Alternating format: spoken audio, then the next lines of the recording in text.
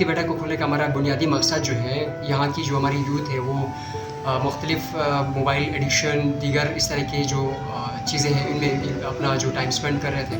سو ہم نے سوچا کہ ہمارے جو یوتھ ہے ان کو علم کی طرف، ادب کی طرف ان کو راغب کریں. ہمارے پاس پاکستان، چائنیز اور دیگر لوکل ڈشز ہم آفر کرتے ہیں. کسٹمر سیٹسفیکشن کے اوپر ہم مسلسل کام کر رہے ہیں، نیو ڈیولپمنٹ کر رہے ہیں.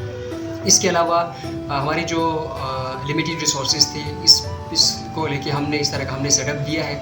اگر ہمارے پاس اس سے بھی زیادہ اگر انویسٹمنٹ ہو یا اس سے بھی زیادہ ہمارے پاس ریسورس ہو تو ہم اس غالب کی بیٹھک کو 10x بنا سکتے ہیں. اس کے علاوہ یہاں کا جو بہترین بات یہ ہے کہ یہاں پہ لوگ آ کے ان کا ایک تھیریپی ہوتا ہے، ریڈنگ تھیریپی. اب یہاں پہ مختلف بکس آپ دیکھ سکتے ہیں، کتابیں ہیں، سائٹ پہ آپ اشعار لکھے ہوئے ہیں، وہ سارے پڑھتے ہیں. اس کو ہم ریڈنگ تھیریپی کہتے ہیں.